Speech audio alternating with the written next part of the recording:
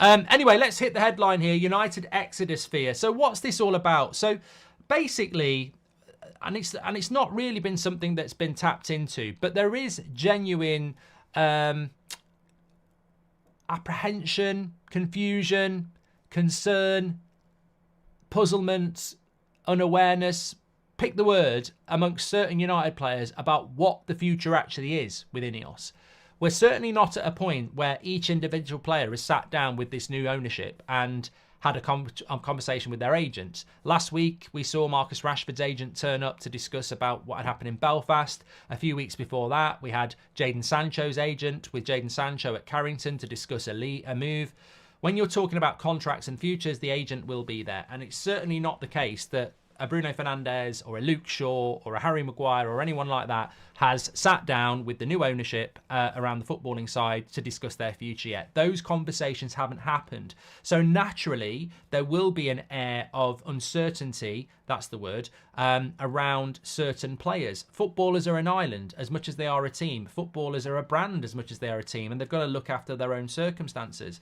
When a player leaves a football club, they're not part of that community anymore. They're out. They go and join somebody else. So they've got to look out for themselves. Even Varane, people say Varane's going to go in the summer, and maybe will. The conversation has not happened with him and his agent about what's going to happen yet. So loads of conversations need to happen. And of course, we've spoke about the likelihood of a Varane going in the summer, maybe a Casemiro, maybe a Harry Maguire. But there are other players, when you look at it, that look, Bruno Fernandes is going to be 30 this year. He's on £240,000 a week. Luke Shaw's 28. He's on 150 grand a week. These are two players that up until Ineos took over would be relatively confident that they could sit down with Richard Arnold and the Glazers and get a new contract for another 3 years with an increase. Bruno would be thinking, I can get another contract and I can get up to 300k easy. Luke Shaw's probably thinking, I could get a new contract and get up to 200k, 190k quite easily. But you're not going to happen anymore. This is not going to happen. And there is that fear and there is that uncertainty because Bruno Fernandes will look at it and go, okay, I've got 2 years left on my contract with the option of another year, but I'm 30. What am I going to do when I'm 32 and I'm out of contract and they don't renew me? Where am I going to go there? Bruno Fernandes would like a contract for another 3 years from now on a higher wage. He will look at what Rashford's on and go, why am I not on that? So those conversations won't happen anymore. They're not going to happen. And it's a good thing. But it does generate a conversation around what do we do around those sort of players. Will they knock on the door? Will they knock on the door and look to go elsewhere where they'll earn money? Because they will want another big contract. Luke Shaw's got a contract till 2027. He's only just signed a new one and it's 2024. So he's got 3 years left on his contract, but that would take him up until 31. Ideally, you would want another contract that takes you up to about 32, 33. Or will he go, you know what? I'm interested in having a move.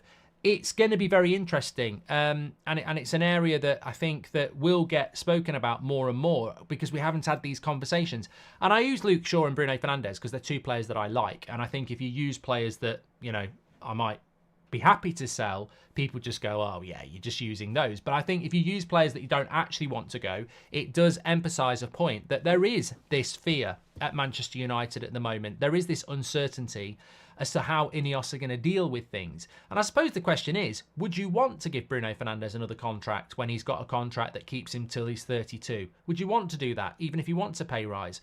Would you want to give Luke Shaw a longer contract and give him more money when he's on, he's got 3 or 4 years left on it? And the question has to be, no. From an ownership point of view, when you're trying to save money, no. But those players might go, well, I can get more money elsewhere. And this, for me, is where it gets very interesting because there is so much interest in Bruno Fernandes, and there might be interest in Bruno Fernandes elsewhere. So, look, all I'm saying is we'll have to keep a watching brief on this, but don't be surprised if over the next 18 months, we might even see it in the summer again with Bruno, but don't be surprised if we start to see, we're going to see massive change, but we're not, people talk about it in the sense of who we're going to sell and who we're going to buy. But remember, United's been a cash cow for new contracts as well for the last 10 years. I mean, we gave Phil Jones a 4-year deal when he'd been injured for most of the previous 4 years. Like, some of the new contracts we've given out of this club are absolutely incredibly stupid. And if you're a player under that regime for the last few years, you would fully expect to be able to go and go, I'm going to negotiate a new contract in the next 12 months. I'm going to get a longer contract and I'm going to knock my wages up by 50 grand a week. So interesting. But also, my other point I wanted to say was that when you look at somebody like Bruno Fernandes's contract, who's on 240 grand a week, has he not got a right to knock on the door and say, hold on a minute, Luke, Rashford's contract's meant to be about 300 base. That's without match appearances and everything. Some people think it could be as much as 370. Why am I on less than 100 grand a week, 100 grand a week less than he is? So these are things that come with the territory for Ineos, and I think it will be very interesting. My wider point is, don't get too comfortable at Man United as a fan. I think that there is going to be a lot of change over the next 18 months, and some of it might be quite shocking because the day of the past is gone, and tomorrow is a very different future. Essentially, it's well known that at United, certainly amongst agents, you can go in and get the contract you want if you're a player that the Glazers like.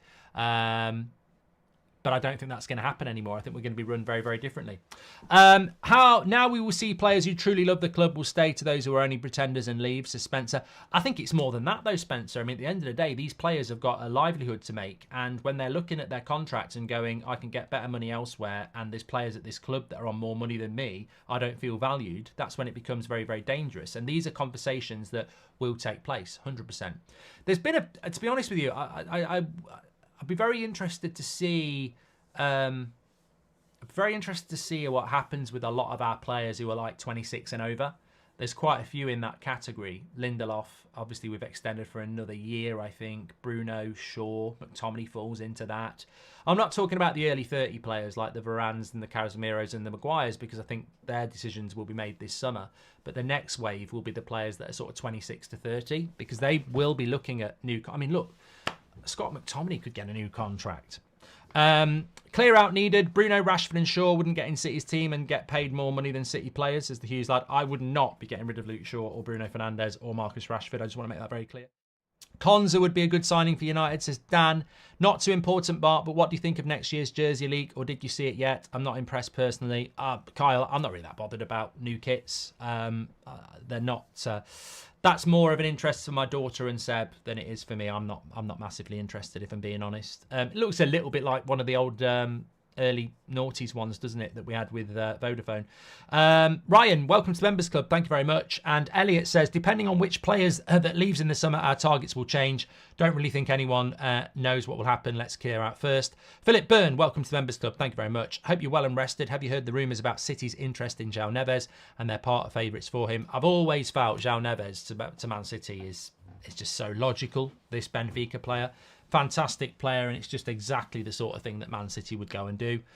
Goldbridge, that's the end of the clip. I'm sure you enjoyed it. In fact, I bet that's the best clip you've ever watched. So there's no reason not to subscribe to the channel, click the bell icon so you never miss a clip again. In fact, smash a like on the video, because we all know only legends like videos, and you are all legends. So please smash a like on the video, and we will see you again on the next one. Thank you very much for watching, as always.